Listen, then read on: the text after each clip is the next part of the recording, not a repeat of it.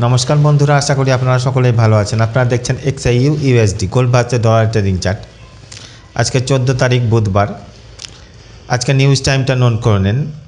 News সন্ধ্যে 7টার সময় important news আছে।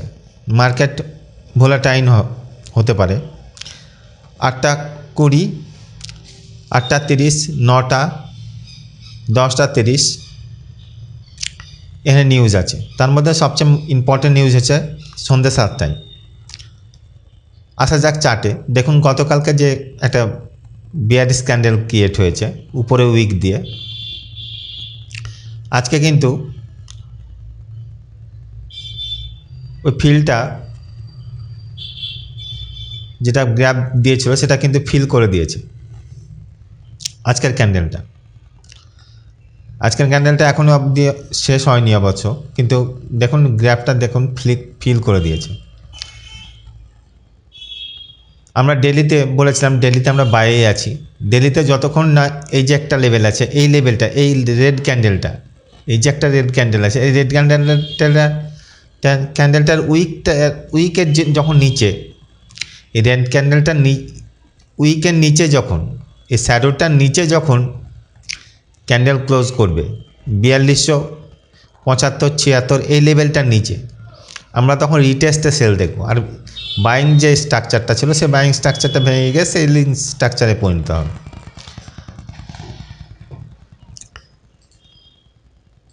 এবার আসা যাক H4 ক্যান্ডেলে। H4 ক্যান্ডেলে আসা যাক কী সিচুয়েশান ক্রিয়েট হয়েছে দেখুন। H4 ক্যান্ডেলে আমরা বাইরে আছি। H4 ক্যান্ডেলেও আমরা বাইরে আছি। এই দেখুন এইখানে একটা লেভেল তৈরি হয়েছে। এই লেভেলটা নিচে যদি ক্যান্ডেল ক্লোজ করে তাহলে রিটেস্টে আমরা সেল দেখব। আবার এই যে একটা লেভেল তৈরি হয়েছে, এই লেভেলটার নিচে যদি ক্যান্ডেল ক্লোজ করে তাহলে রিটেস্টে আমরা তখন সেল দেখব। ফার্স্ট লেভেলটার যদি নিচে ক্যান্ডেল ক্লোজ করে তাহলে সেকেন্ড লেভেল অবধি আমরা দেখব সেলটা। সেকেন্ড লেভেলের নিচে যদি ক্যান্ডেল ক্লোজ করে দেয় তাহলে আমরা তখন সেল দেখতে থাকব। তাছাড়া আমরা বাইরেই আছি। গতকালকে যে জোনগুলো দেওয়া হয়েছিল সেই জোনগুলো কিন্তু দেখবেন প্রত্যেকটা জোনেই প্রফিট দিয়েছিল, প্রত্যেকটা জোনেই প্রফিট দিয়েছিল। এবার আসা যাক H1 ক্যান্ডেলে। H1 ক্যান্ডেলে দেখুন কী সিচুয়েশান ক্রিয়েট হয়েছে। H1 ক্যান্ডেলেও আমরা বাইরে আছি। H1 ক্যান্ডেলেও আমরা বাইরে আছি। H1 ক্যান্ডেলেও বাইরে আছি।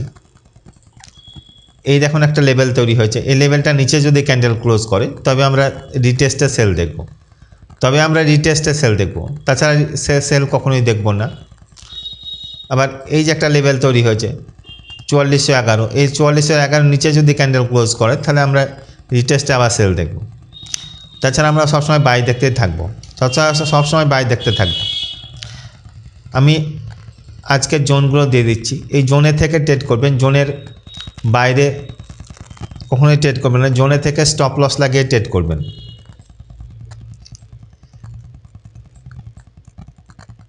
দেখুন কালকে আমি একটা জোন দিয়েছিলাম এখানে 29 to 32, এখানে দেখুন টাচ করেই কতটা নিচে নেমেছে। আবার এই যে এইখানে জোন দিয়েছিলাম আমি একটা 46.6 to 8, দেখুন টাচ করে নিচে নেমেছিল। আবার এইখানে একটা জোন দিয়েছিলাম 19 to 21, এখানে টাচ করে নিচে নেমেছিল। তাই জোনে থেকে ট্রেড করবেন, জোনের বাইরে কখনোই ট্রেড করবেন না। জোনে থেকে স্টপ লস লাগিয়ে ট্রেড করবেন। জোনে থেকে স্টপ লস লাগিয়ে ট্রেড করবেন। জোনের বাইরে এই ফাঁকা জায়গাতে, এই ফাঁকা জায়গাতে এই কখনোই ট্রেড করবেন না। এই ফাঁকা জায়গাতে এইগুলোতে কখনোই ট্রেড করবেন না। জোনে থেকে রিজেকশান দেখবেন, এখানে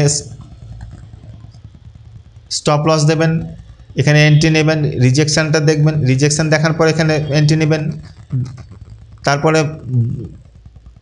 স্টপ লস লাগিয়ে রিজেকশান দেখার পরে এন্ট্রি নেবেন। দেখবেন প্রফিটেবল ট্রেডারে পরিণত হবেন। আর আমি ইম্পর্টেন্ট জোনগুলো বলে দিচ্ছি আজকে। এই যে একটা 4595 to 97, এই জোনটা মোস্ট ইম্পর্টেন্ট জোন। বা 4608 to 10, এই যে একটা জোন আছে, এই জোনটা মোস্ট ইম্পর্টেন্ট জোন। এই জোনগুলোতে এন্ট্রি নিতে পারেন রিজেকশানের সাথে, রিজেকশান দেখবেন আর স্টপ লসের সাথে এন্ট্রি নেবেন।